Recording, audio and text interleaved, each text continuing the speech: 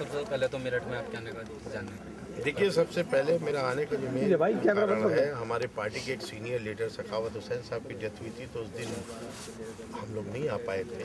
जिस दिन उनकी एक सभा रखी थी उनके परिवार वालों ने, आज मैं उनकी मज़ार पे गया था।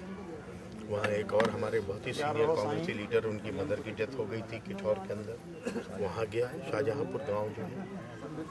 और अब ये हुआ कि यहाँ आया हूँ तो उनके घर भी जाऊँगा और आप लोगों से बातचीत भी हो जाए, क्योंकि इन्होंने मुझे बताया, ललित जी ने, कि हमारे यहाँ के जो साथी हैं पत्रकार बंधु, वो कुछ सवालात उनके माइंड में हैं और उसके क्लेरिफिकेशन चाहते हैं और आपसे बात करना चाहते हैं। मैंने कहा बुला लीजिए, हम चाय भी पियेंगे और बात भी करेंगे। आज सबसे बड़ा मुद्दा है महंगाई का।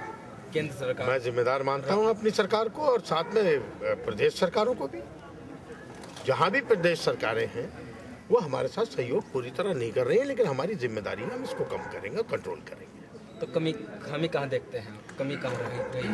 देखिए, खामी का जहाँ तक सवाल है, दोनों को जिम्मेदार जब मैंने कह दिया तो खामी कहीं रही नहीं जाती। मैं उन्हें ब्लेम करूँगा, मुझे करें, लेकिन जो सहयोग हमें प्रदेश सरकारों से मिलना चाहिए वो नहीं मिल पा रहा। जहाँ जहाँ हमारी सरकारें नहीं हैं, वो जानबूझ के उसमें ज़्यादा गड़बड़ कर रहे हैं। समाजवादी से बगावत कर चुके अमर सिंह, वो उनके संकेत कांग्रेस में आने के मिल रहे हैं, ये बात कितनी सही है? क्या वो कांग्रेस में आ रहे हैं या नहीं? देखिए, अभी तक ना तो उनके तरफ से कोई इस तरह का आवेदन मिला है और ना ही अभी ऐसी कोई चर्चा है।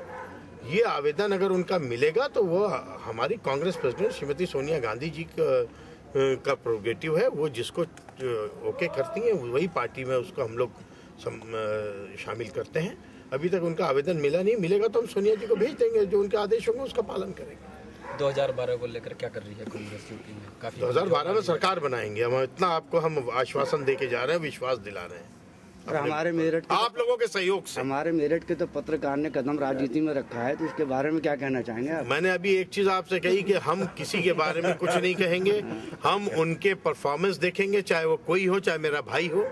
अगर वो निकाय के स्थानीय निकायों के चुनाव में अच्छा प्रदर्शन अपने क्षेत्रों से करते हैं तो टिकट के हकदार होंगे, उसके बारे में हम सोचेंगे, फैसला करेंगे। तो ध्यान में रखते हुए विशेषकर अंतर्राष्ट्रीय हवाई अड्डे की बात प्रदेश सरकार उसके सचिव करते आ रहे हैं।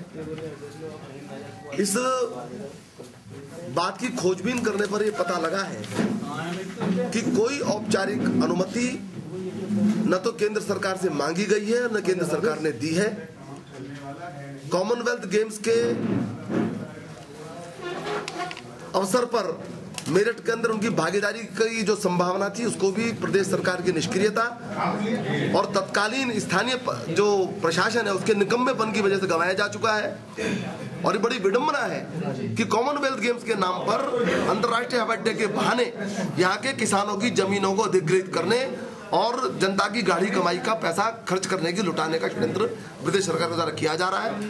हम इसका विरोध कर रहे हैं। वो सारा का सारा तथ्य हमने सबके बीच में लाया है और उसकी और अधिक जानकारी और तह में जाकर के हम संबंधित अधिकारी के खिलाफ कार्रवाई की मांग भी करेंगे और इस विषय को पार्लियामेंट के अंदर भी अगले सत्र में उठाएंगे। लगभग कितने करोड़ का घोटाला है मैं कह नहीं सकता, लेकिन जैसे 73 करोड़ रुपए आवंटित किए गए हैं, क्यों किए गए जबकि कोई अनुमति नहीं है, जबकि कोई किसी प्रकार की प्रक्रियात्मक स्वीकृति नहीं है, तो ये एक बहुत बड़ा सवाल है कि क्या उसके पीछे का है। मैं अभी घोटाले के आकार के बारे में नहीं कह सकता, लेकिन निश्चित रूप से घोटाला है और इसका आकार हो सकता है बड़ा हो, कौन के लाभार्थी है ये भी क्रम से पता लगे। अच्छा, जनता को गुमराह करने वाली इस घटना के लिए आप आगे क्या कार्रवाई करेंगे? मैंने बताया कि इसकी पूरी तो तह में जाएंगे, लोकसभा में शीर्षक उठाएंगे और उसके बाद संबंधित अधिकारियों के खिलाफ कार्रवाई की मांग करेंगे, कानूनी कार्रवाई की मांग करेंगे जिन्होंने जनता की गाढ़ी कमाई के पैसे का दुरुपयोग करने का षड्यंत्र किया है।